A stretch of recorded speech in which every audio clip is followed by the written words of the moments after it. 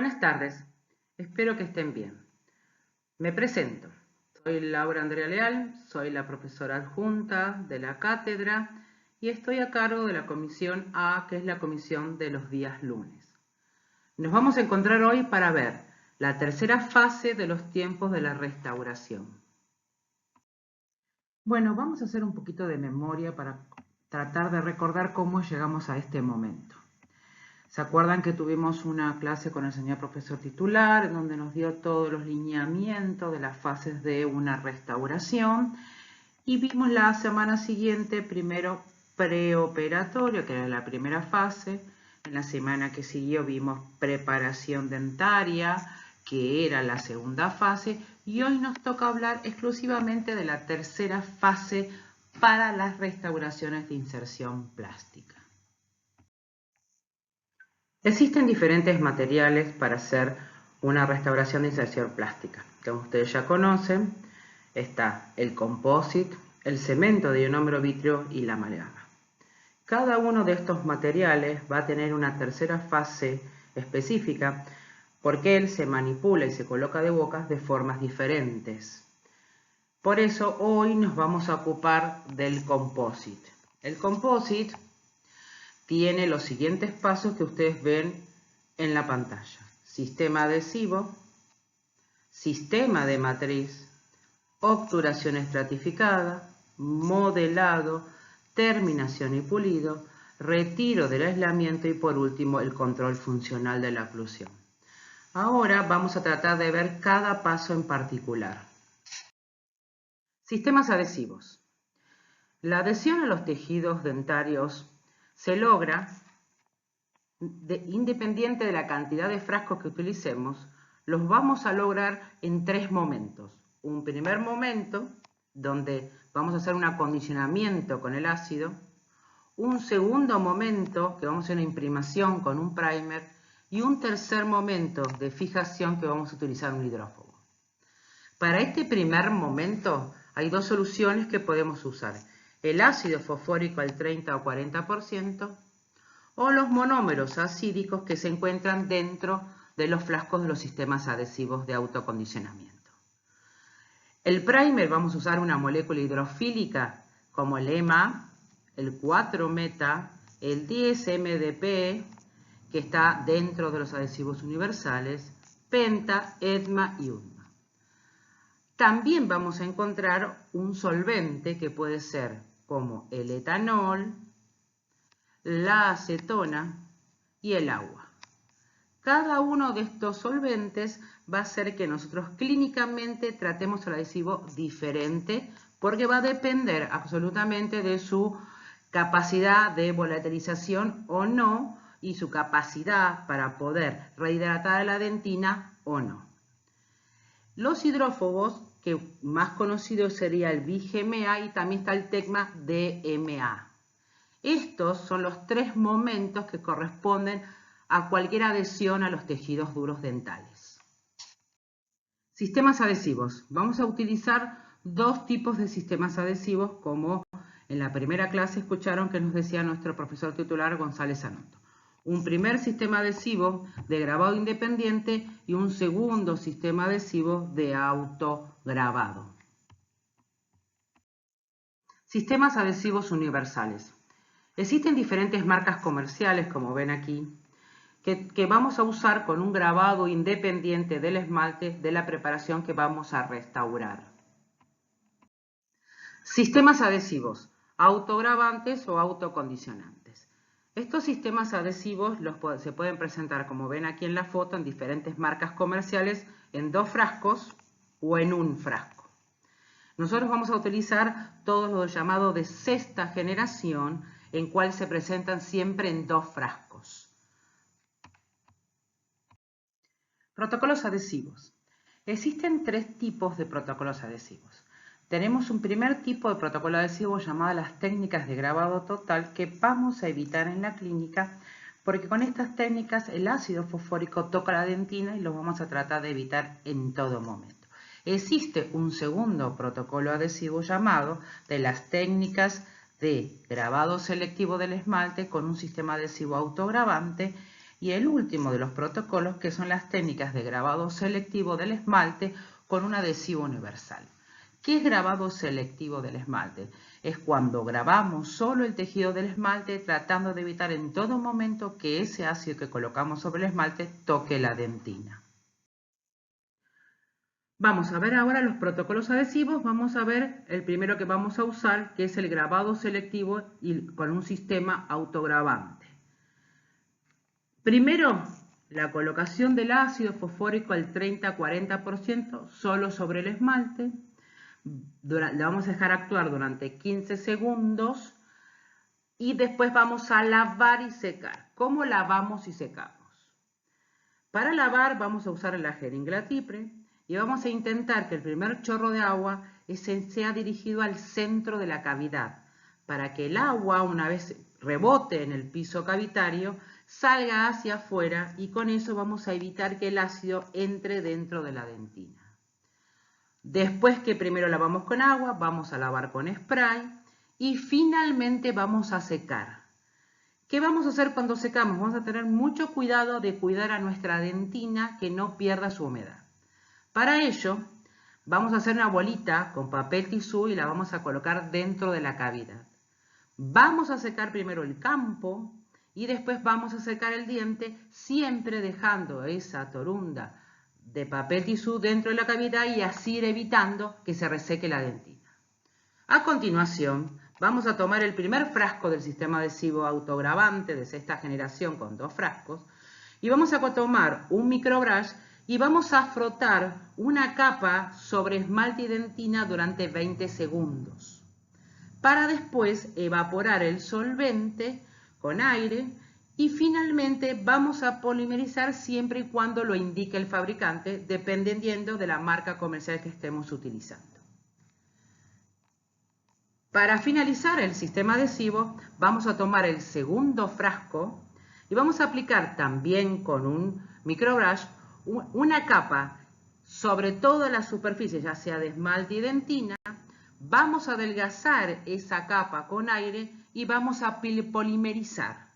Una vez terminado esto, ahí ya tenemos el sistema adhesivo en caso de grabado selectivo y sistemas autograbantes terminado para seguir con la restauración.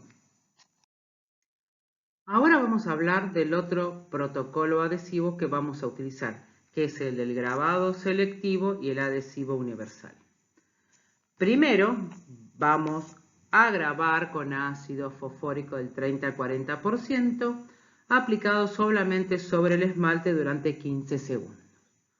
Después vamos a lavar con agua y después spray. Vamos a cuidar el secado ese de la dentina, como describimos anteriormente, utilizando una bolita de tisú y tratando de que nuestro aire no dé directamente sobre la dentina para que no la reseque. Vamos a tomar un microbrush y vamos a sacar una gotita de este frasco del adhesivo universal y lo vamos a frotar durante 20 segundos sobre las superficies del diente, para después evaporar el solvente. Luego vamos a tomar otra gotita de ese frasco y vamos a frotarlo nuevamente para hacerlo durante otros 20 segundos. ¿Por qué tanto tiempo? Para lograr permitir que este sistema adhesivo penetre el interior de la dentina entre las fibras de colágeno que necesitan tiempo para que puedan penetrar correctamente y así formar nuestra capa híbrida. Después vamos a evaporar el solvente y finalmente vamos a polimerizar. Ahora ya la cavidad con este sistema adhesivo está en condiciones de recibir la restauración. Ahora nos vamos a tomar un minuto para hablar de la activación lumínica, o sea, la fotopolimerización. Vamos a tratar de traer algunos conceptos que ustedes ya vieron el año pasado cuando cursaron la materia que precede la nuestra, que es la preclínica de odontología restauradora. Los composites van a tener un iniciador dentro suyo que va a ser el responsable de iniciar la fotopolimerización, como por ejemplo la canforquinona. Para hacer esta fotoactivación vamos a necesitar unidades de polimerización como son las lámparas halógenas o las LED. Actualmente vamos a considerar las LED porque las lámparas halógenas quedaron en desuso. Vamos a hablar un poquito ahora de activación lumínica. ¿Se acuerdan que había un cálculo de tiempo que era para una exposición de una capa de 2 milímetros de composite que nosotros debíamos conocer esta fórmula que tenemos aquí? Esta fórmula que seguro el año pasado la vieron, en que vamos a tratar de recordar de qué se trataba, en que se hablaba de un flujo que era igual a miliwatt por centímetros cuadrados. Este flujo corresponde a la cantidad de emisión lumínica de nuestra unidad LED más por la superficie que correspondía a la punta de transmisión. Después también estaba un tiempo que nosotros para hasta ahora lo vamos a dejar como una incógnita porque va a depender el tiempo de algunos elementos de esta fórmula, y sí conocíamos lo que era la exposición radiante. Esa exposición radiante estaba dado que para una capa de 2 milímetros que nosotros teníamos de composite necesitábamos de entregarle una energía equivalente a 16 joules por centímetro cuadrado. Ahora, ¿cómo hacemos para conocer esta incógnita? ¿Cómo hacemos para lograrla? Primero tenemos que conocer, midiendo nuestra LED a través de un radiómetro, estos aparatitos como los que ven aquí, ver cuál es el flujo que tiene nuestra unidad de fotopolimerización. Después que nosotros conocemos ese flujo, también conocemos ya la exposición radiante, que son 16.000 joules por centímetro cuadrado.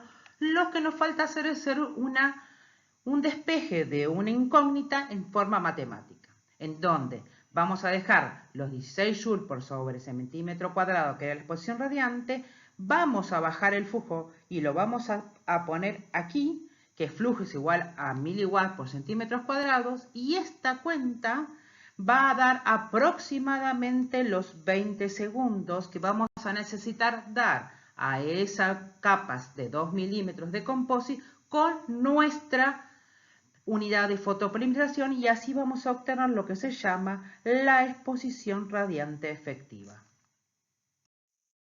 Ese tiempo que sacamos en la fórmula anterior para dar una exposición radiante efectiva se es considerado cuando yo tengo mi punta de transmisión de mi LED directamente en contacto con el composite. O sea que tengo toda esta superficie de mi unidad de fotopolimerización que tendría que estar totalmente en contacto con el composite, pero hay cosas que no pasan. Como por ejemplo en la primera foto, acá tienen que esto es el tamaño de entrada de la cavidad, o sea que de toda la superficie que estamos dando de luz, solamente va a llegar una porción que va a estar representada por esta área, que es la que está directamente en contacto con la luz.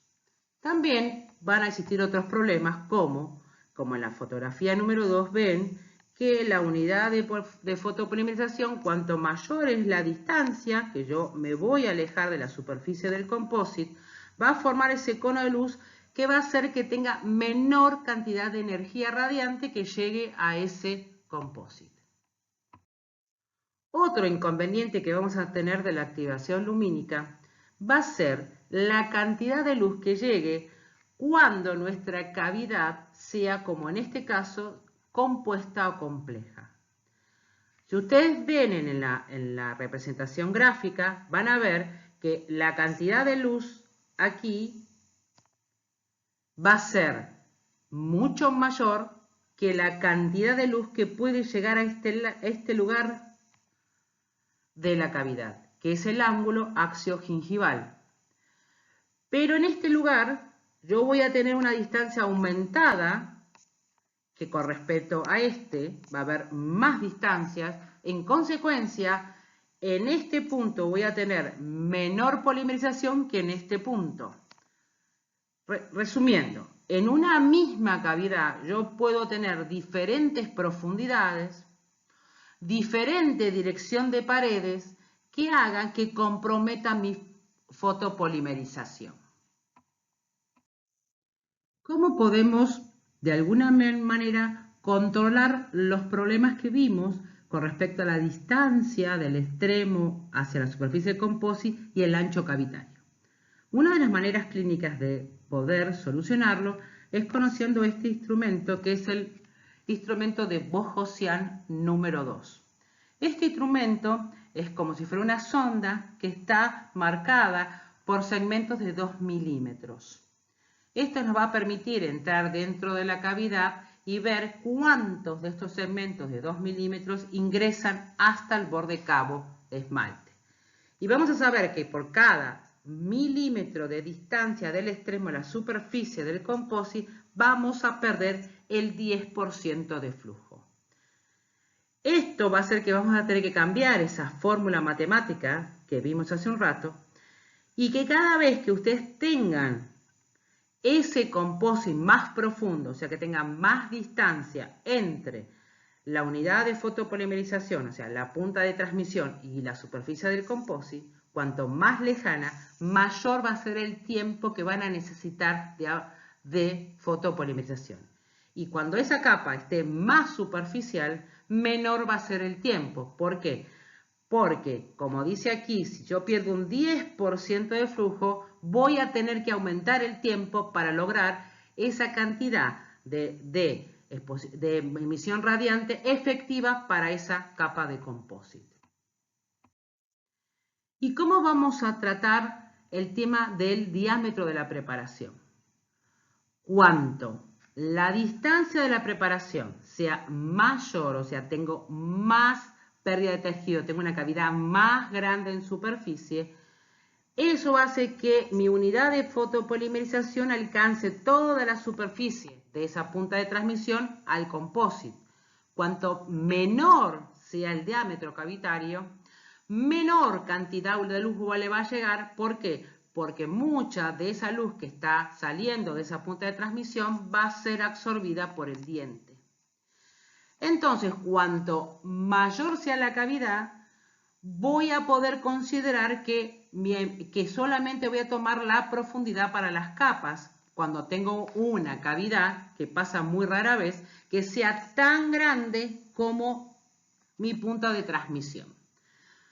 Generalmente, en las cavidades que son más pequeñas que la punta de transmisión, voy a tener que considerar cuánto es que llega de luz efectiva a esa cavidad. Lo que nos hace pensar que cada vez que la cavidad sea más pequeña, mayor es la cantidad de tiempo que voy a tener que otorgar a esa unidad de fotopolimerización para que logre polimerizar en forma efectiva esa capa de composite. Repasando, tenemos dos cosas a considerar. Una es la distancia que hay entre la punta de transmisión y la superficie de composite, y también vamos a considerar el diámetro de la preparación para variar los tiempos de fotopolimerización. Bueno, ahora vamos a hacer una consulta. ¿Ustedes creen que todas las unidades de fotopolimerización que tienen, la luz pasa por toda su superficie que tiene esa punta de transmisión? Lo ideal sea que tuviéramos una punta de transmisión que tuviera la capacidad de que toda la luz pasara a través de ella. ¿Esto pasa siempre? No siempre. Nuestras unidades de fotopolimerización se pueden dañar. ¿Cómo se pueden dañar? Se pueden golpear, se puede romper la punta de transmisión, puede también pegarse composite y quedarse pegado sobre esa punta de transmisión. Por eso siempre lo vamos a evitar tratando de colocar el papel film para evitar que ese composite se pegue a esa punta, porque si no nos puede llegar a quedar una punta en la cual la superficie que nosotros medimos a través de nuestra fórmula de exposición radiante era considerada una superficie, por ejemplo, de 1 centímetro, y resulta ser que del centímetro solo esta porción es la que pasa la luz efectiva. O sea que tendríamos una fórmula que sacamos con una cantidad de tiempo que no sería el correcto para fotopolimerizar ese composite. Por eso, las unidades de fotopolimerización, las LEP, hay que cuidarlas mucho y mantenerlas limpias siempre en la punta de transmisión. Ahora vamos a hablar del segundo paso de esta tercera fase de restauración de composite, que es el sistema de matriz. Nosotros vamos a hablar de un sistema de matriz porque no va a estar solamente compuesto por la matriz, sino por otros elementos que van a sostener y lograr que esa matriz forme esa pared que nos falta en el diente para transformar una lesión compleja o compuesta en una lesión simple. Esa matriz que vamos a colocar va a estar sostenida por aros, por cuñas y por otros elementos que van a servirnos para lograr hacer correctamente la relación de contacto. Antes de elegir nuestro sistema de matriz, vamos a hacer una evaluación preliminar. ¿Qué vamos a mirar?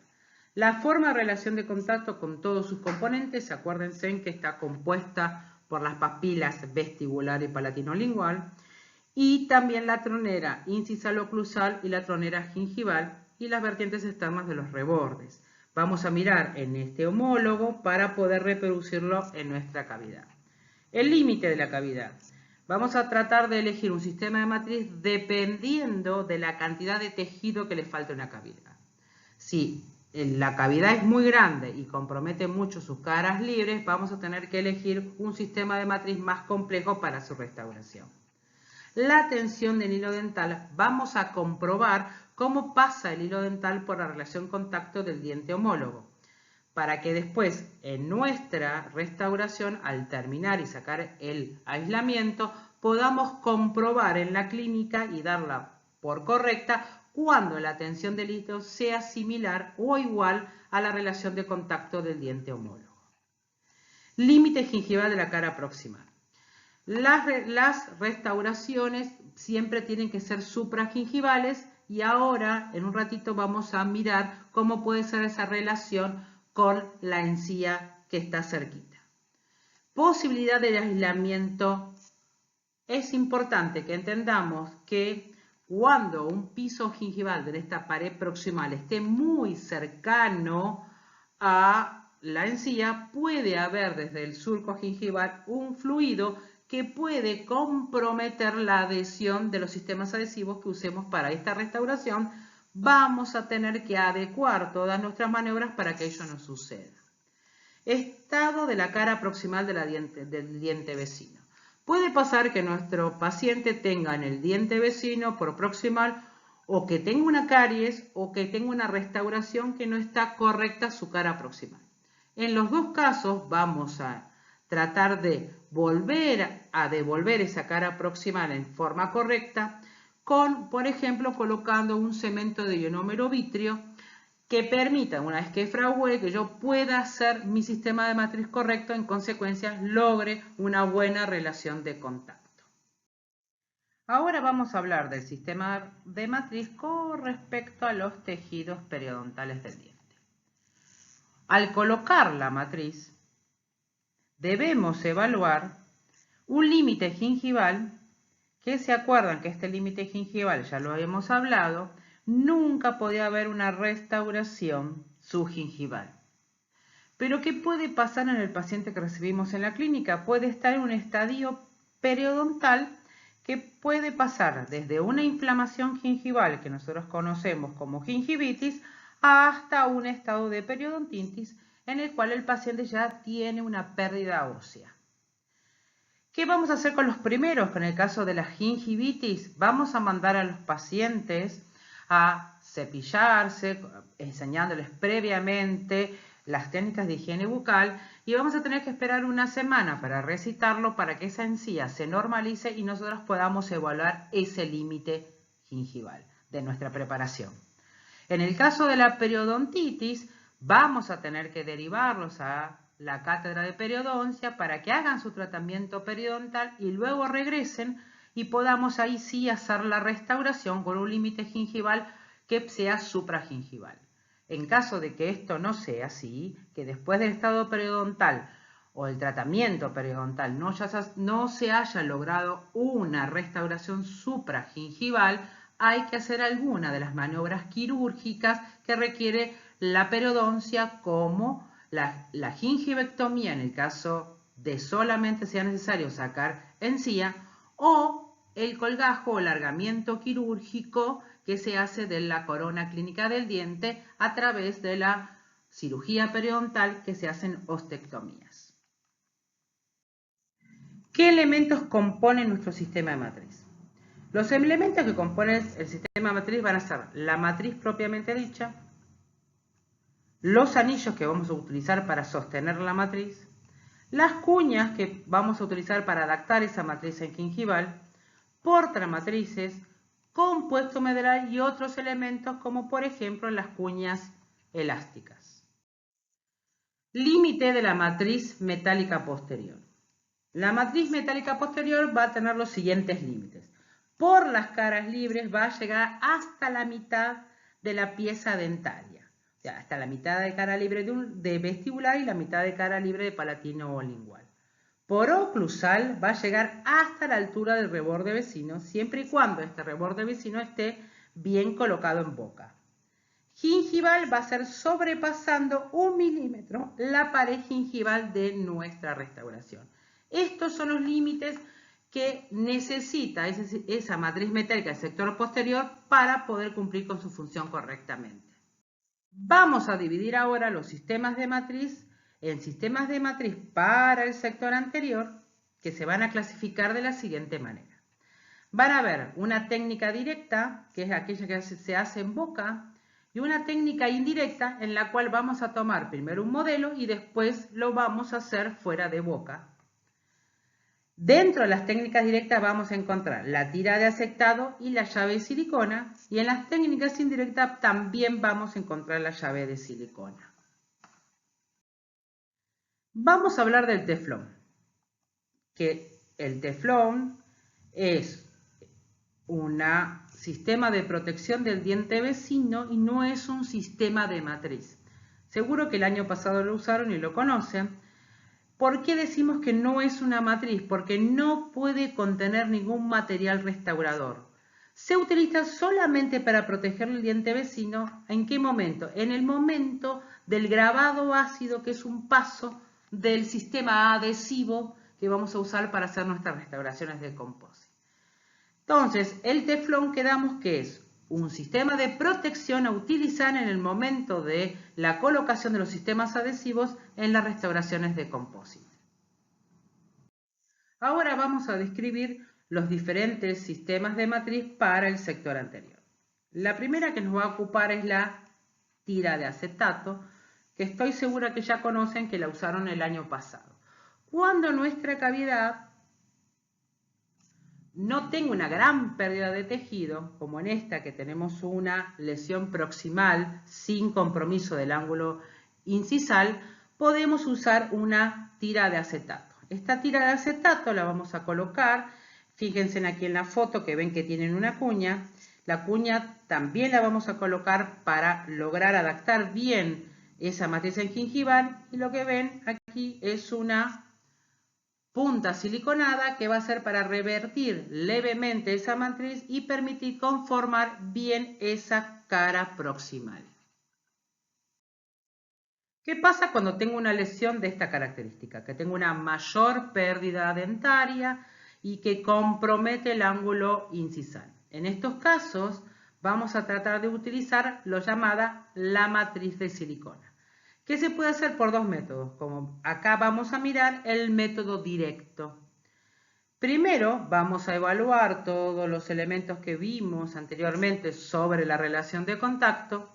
Después vamos a colocar un composite que va a estar colocado en ese diente sin sistema adhesivo y sin aislamiento, y en el momento que vamos a polimerizar este composite que estamos modelando aquí, va a quedar atrapado por esa contracción que tiene de polimerización ese composite.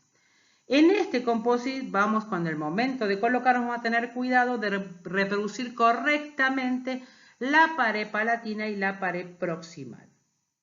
Una vez que tenemos esta obturación transitoria de este diente, vamos a tomar silicona, las vamos a proporcionar para mezclarlas y tomar lo que se llama una impresión con esta silicona.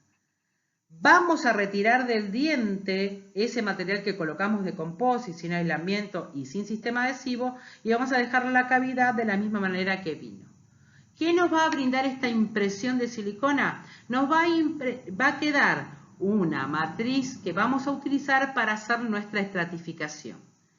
Esta matriz de silicona la vamos a recortar que nos permita ver cómo está en la fotografía.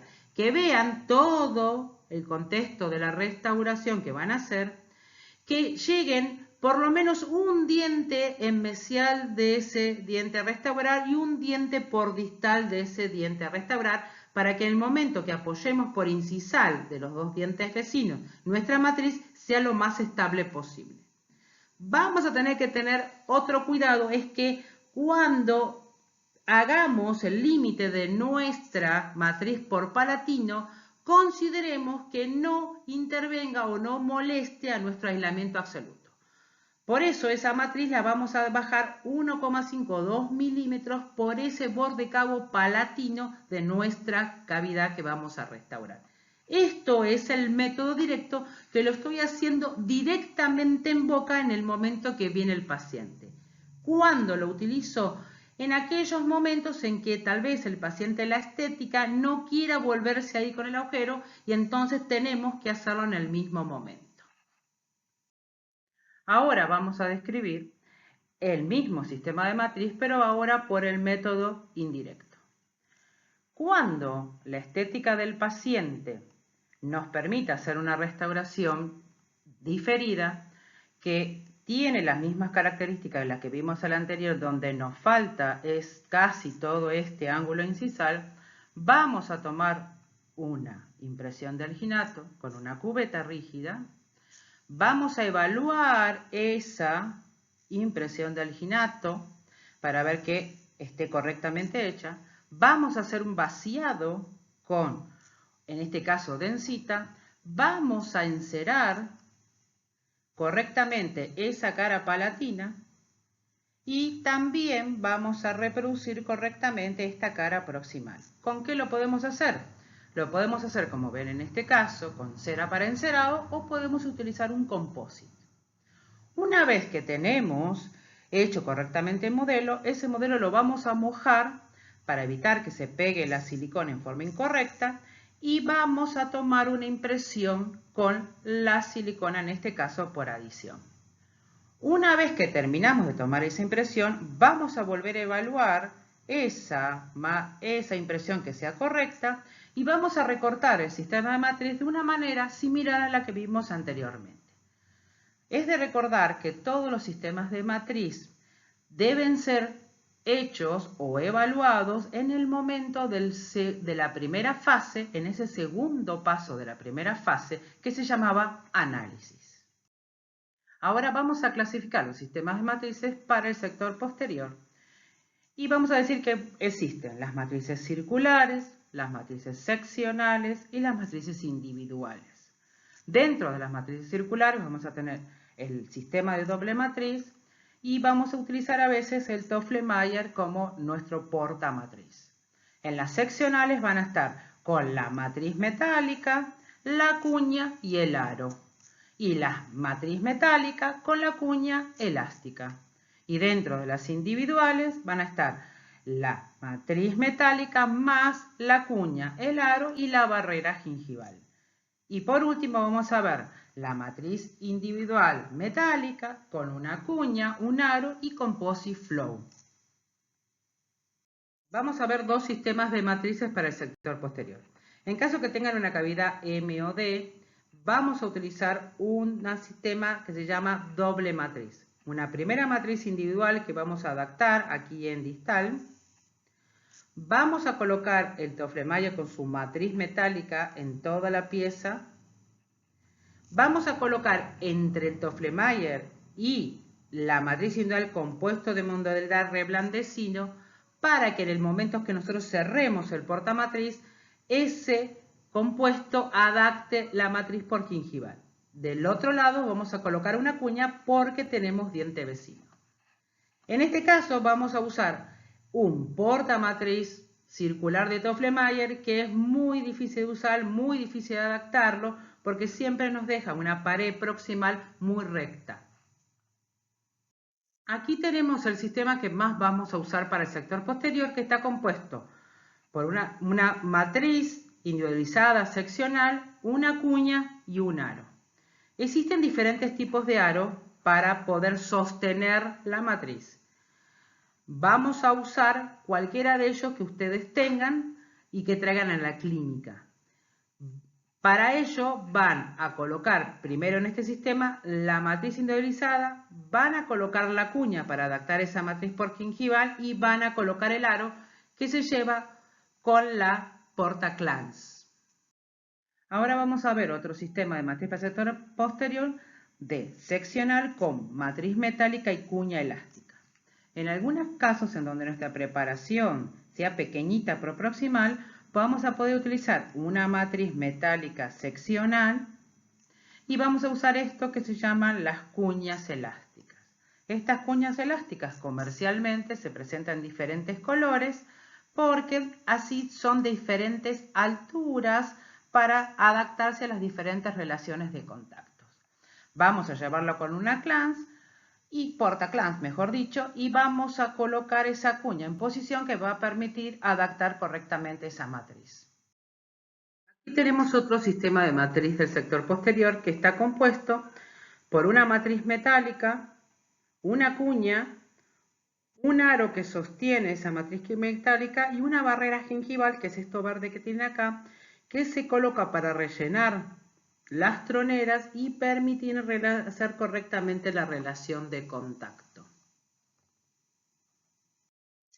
Otro sistema de matriz para el sector posterior puede ser el que vemos aquí, que está compuesto por una matriz metálica, el aro, la cuña por debajo de este composite flow. A ver, ¿cuándo se puede usar?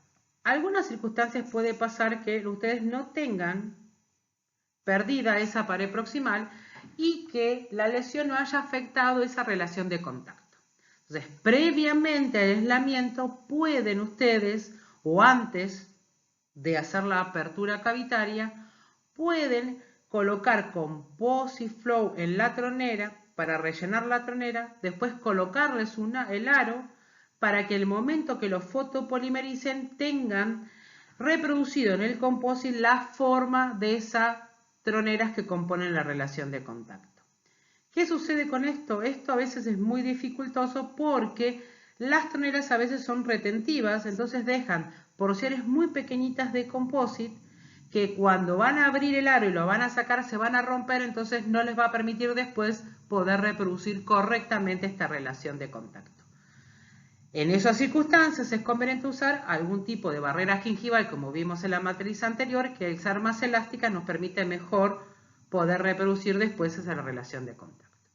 Bueno, hasta acá llegamos con el primero y segundo paso de la tercera fase de restauración de composite. Ahora tómense un descansito, 5 minutos, 10 minutos, antes de ver la segunda parte de esta tercera fase de composite con la doctora Agustina Buenaventura.